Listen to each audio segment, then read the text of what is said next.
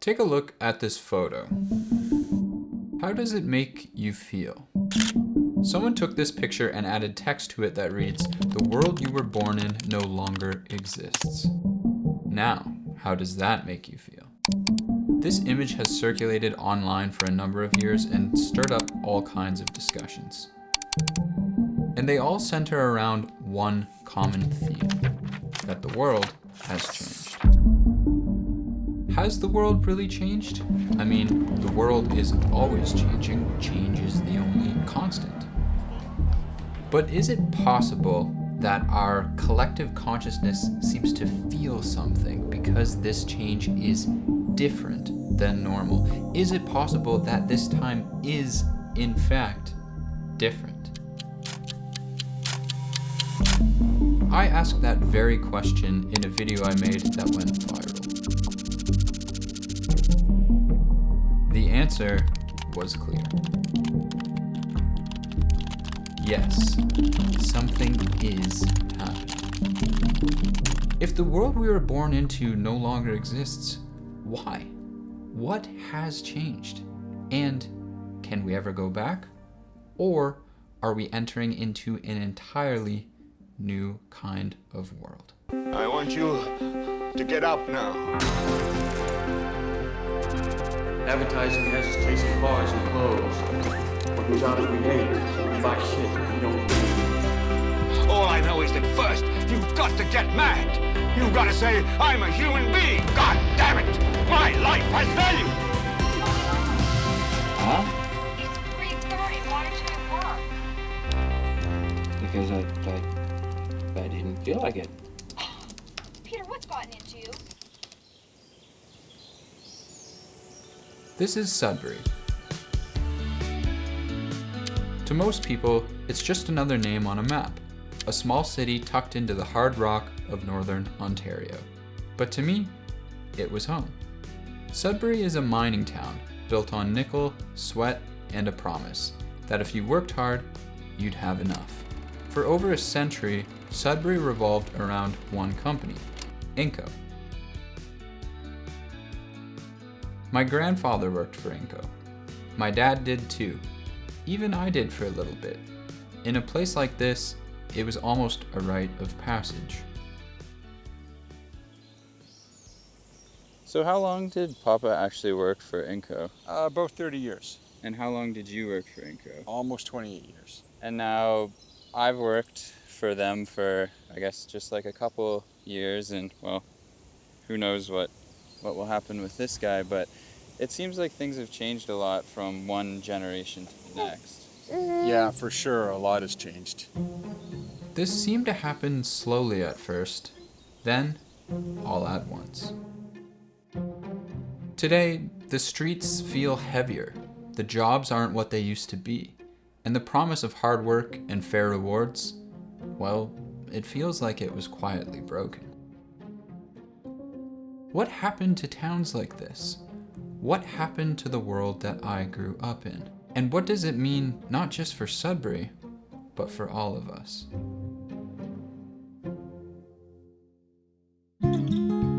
Just west of Sudbury, there's a small community called Coppercliff. Today, this place looks just like any other quiet suburb. But it wasn't built by accident. It was built by Inco. Inco didn't just build the mines, it built the homes, the school, the hospital, the churches, community centers. It even operated the power plant. At its height, Inco owned or had a major hand in almost all the major infrastructure in Coppercliff. But at the time, that didn't seem strange or dystopian. It actually felt a lot like security.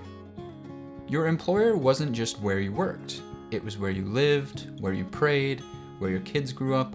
The line between company and community was blurry, and that was kind of the point. This kind of corporate paternalism was common in the so-called golden age of industrial capitalism. You gave yourself to the company, and it gave itself back to you.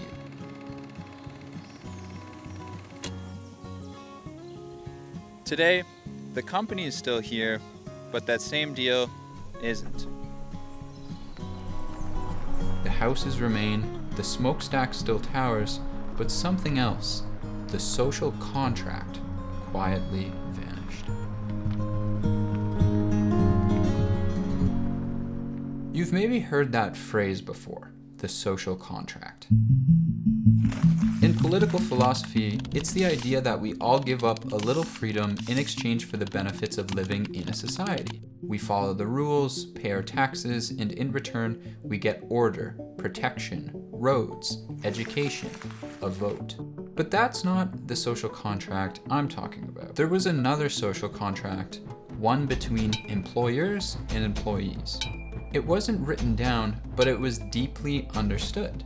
If you showed up, worked hard, and gave your best years to a company, you'd get something back. A wage you could live on, a house you could afford, stability, loyalty, a future. That contract shaped lives. It shaped towns, cities. It shaped entire generations. And in places like Sudbury or Coppercliff, you could see it. My grandfather felt that promise. My dad still caught the tail end of it, but I only saw its shadow. Because something changed. The town was no longer part of the company, it was just part of a portfolio. The people making the decisions didn't even live here anymore. Hell, I mean, they'd probably never even heard of Coppercliff. The contract wasn't ripped up, it just dissolved. But no one ever told us that it was gone.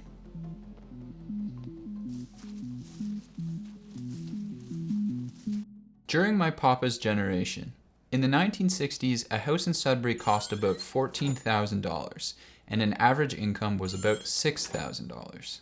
This means that a house cost just over 2 years' worth of income. The mathed. The social contract was in place. Fast forward about 30 years or so to the time when my dad was buying the house that we grew up in. The median home price was $120,000 and incomes were about $45,000. So things were still manageable. The price to income ratio had widened a bit, but you could still make it work. Then there's my generation. Same town, similar job, but a very different reality.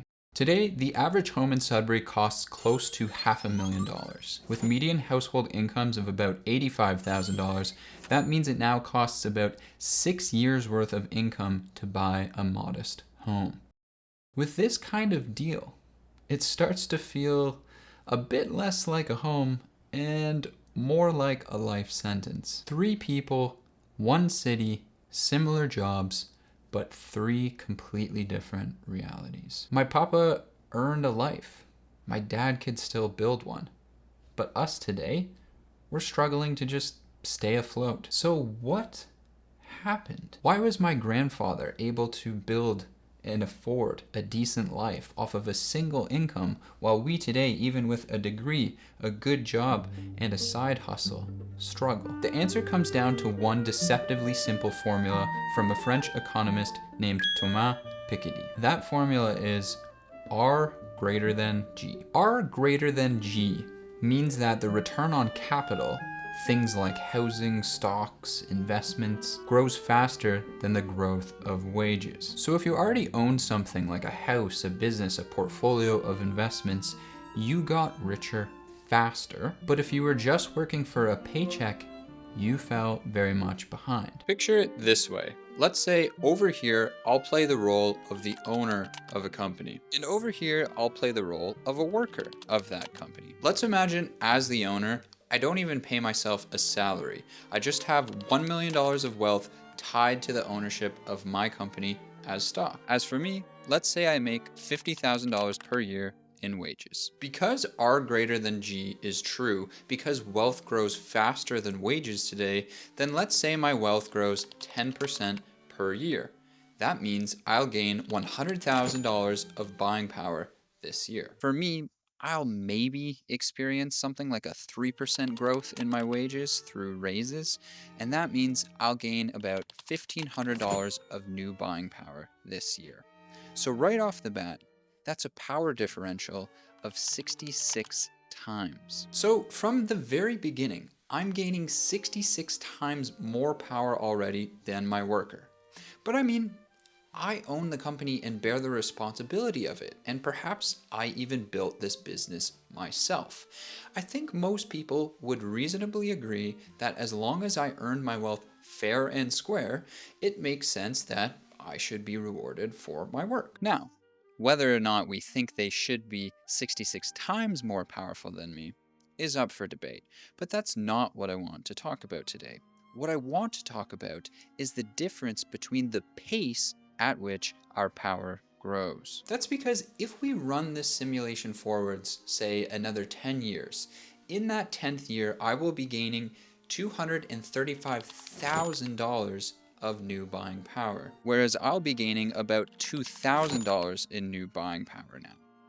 This is now a power difference of 117 times. This means in just those 10 short years, the pace at which I got more powerful than them has doubled.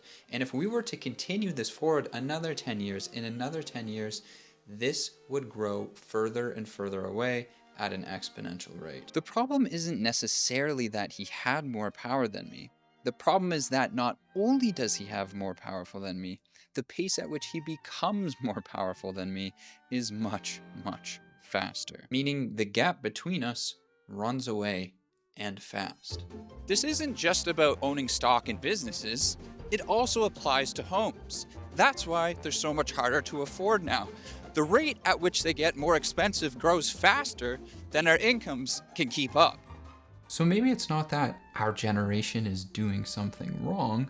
Maybe it's that the rules of this game have changed, and not exactly in a way that lets us win very easily. R greater than G. The return on capital exceeds the growth of wages. It's a quiet formula, but it explains so much of our current economic predicament. Really, it's a kind of sickness, one that lives inherently inside of capitalism itself. That's because in capitalism, this formula must actually be true. It must be true because R must grow faster than G, because you have to incentivize people to take risks with their money in capitalism. You have to incentivize people to invest in new things. To understand why this might be true, let's think of it this way.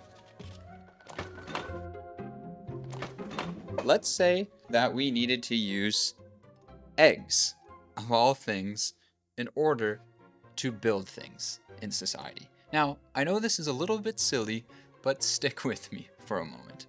Eggs are the fuel that powers our hypothetical civilization. Now, as you can see, I have a bunch of eggs here, but here's the problem. Eggs, as we know, are fragile. They can break very easily.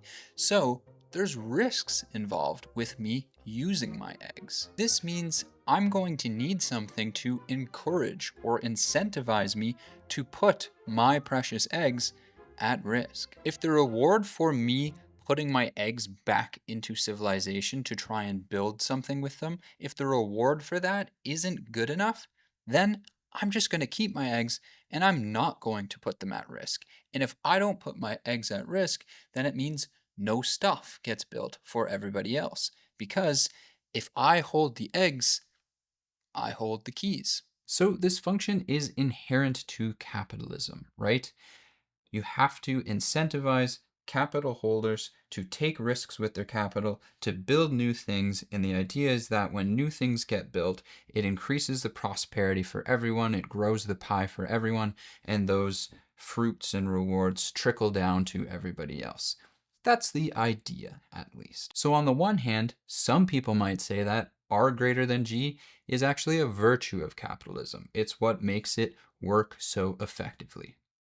But the funny thing about that is there is this inherent contradiction there, because R greater than G, while it might be what makes capitalism so effective, is also what is inevitably going to bring about its demise. And that's because when wealth itself grows faster than the value of labor or the growth of wages, when owners' wealth grows faster than workers' wealth, the system begins to rot from within. That's because inequality widens massively, social mobility freezes, and the ladder gets pulled up. If left unchecked, this sickness doesn't just hurt the working class. It will eventually lead to such a polarization that it will kill the system which created it, almost like an antibody does to a disease. And now, as if right on cue, just as this old societal contract is collapsing, something new is coming. Artificial intelligence, robotics, nanotechnology, a world where huge swaths of human labor may no longer be necessary. What happens when a system built around the value of work no longer needs workers? The world my grandfather grew up in no longer exists, and now it kind of seems like mine won't either. But maybe this is not the end. Maybe this is not a collapsing. Maybe it's just the beginning of a new question. That's because if we're brave enough to admit that this old deal is gone, then we can also be brave enough to ask, what type of new deal do we want to build in its place? Not just for ourselves, but for those who come after us.